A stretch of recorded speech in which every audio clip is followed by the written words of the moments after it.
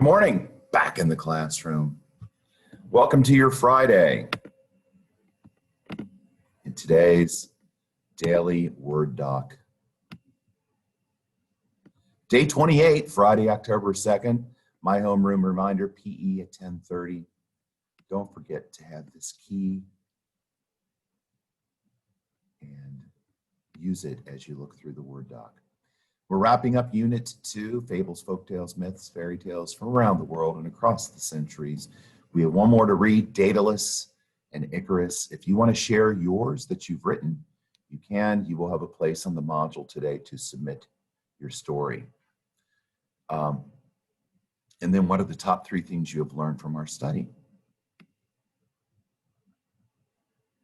Book report Monday, due Monday. And hopefully you are using all kinds of fancy schmancy fonts and colors and pictures and making it look, oh, awesome. Or you could just answer the questions. Make sure it's readable.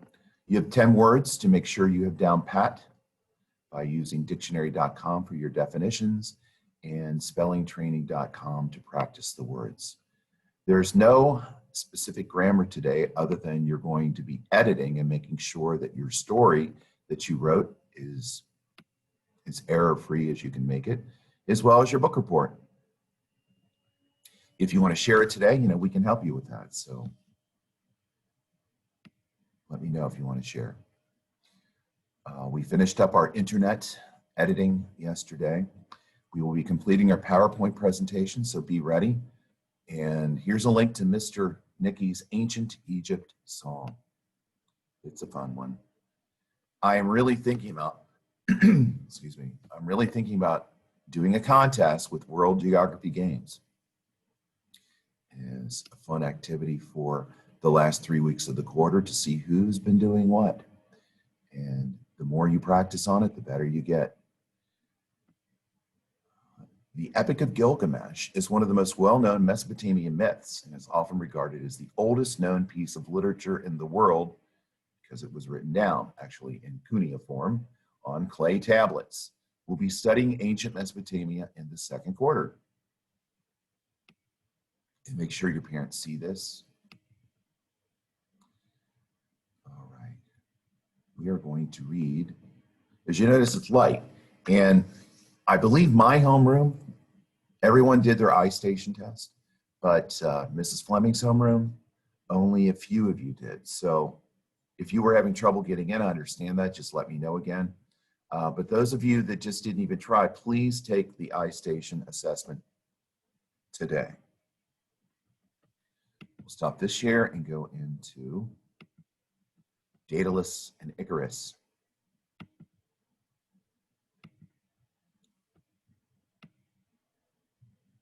From ancient Greece. On the island of Crete, there lived a minotaur, a ferocious creature that was half man and half bull. The people of the island of Crete were terrified of the minotaur. It loved nothing more than to feast on human flesh. They begged their ruler, King Minos, to order that the creature be killed, but the king decided against this. Instead, he constructed a plan to imprison the minotaur. To die at the hands of the minotaur would be one of the most terrible deaths imaginable, and King Minos believed that his enemies deserved to meet such a fate. He enlisted the help of Daedalus, a talented architect, inventor, and craftsman, and asked him to build a labyrinth, a maze of passages that would be so complex that it would be virtually impossible for anyone or anything to ever find a way out. Daedalus did as King Minos requested, and then, following the king's instructions, he enticed the minotaur into the labyrinth by leaving a huge pile of fresh meat in its center. Once the minotaur was in the labyrinth, the creature was unable to escape. King Minos was delighted. Anyone who was sent to the labyrinth would be trapped, and eventually they would be found by the minotaur, who would eat them alive. Now he had the perfect punishment for his enemies. Deciding he had no further use for Daedalus, the king threw him into the labyrinth along with his son Icarus. Not very nice. The king expected that the inventor and his son would be found by the minotaur and eaten. Instead, unknown to the king, they escaped. After all, Daedalus had built the labyrinth and knew his way around.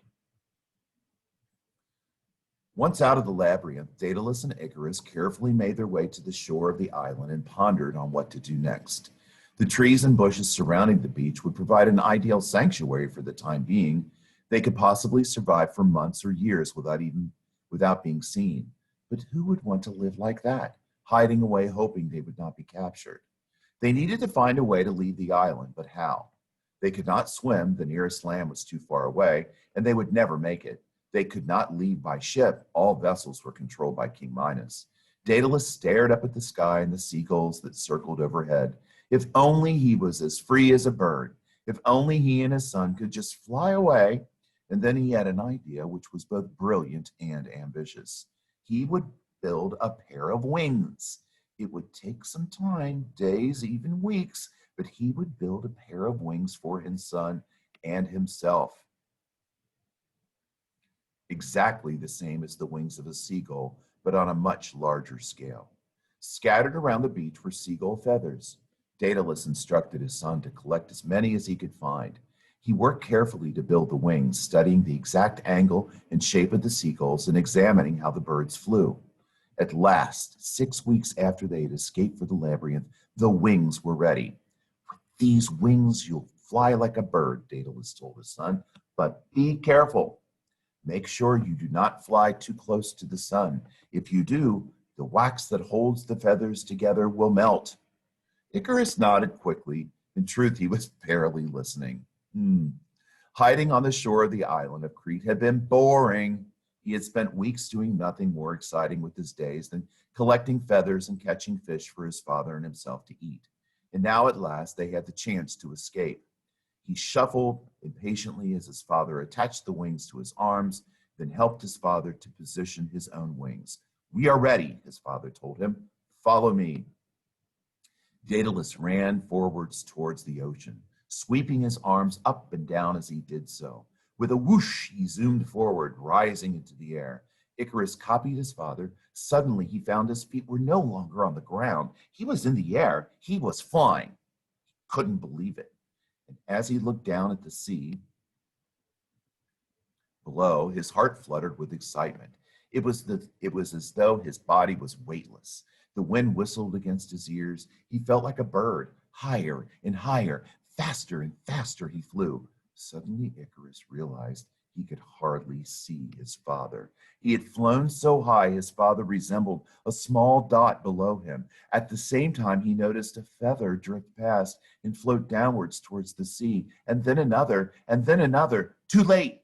Icarus realized his wings were melting. He had flown too close to the sun. With every desperate swoop of his arms, more feathers fell, and soon his arms were almost bare. Down and down and down went Icarus. "Father!"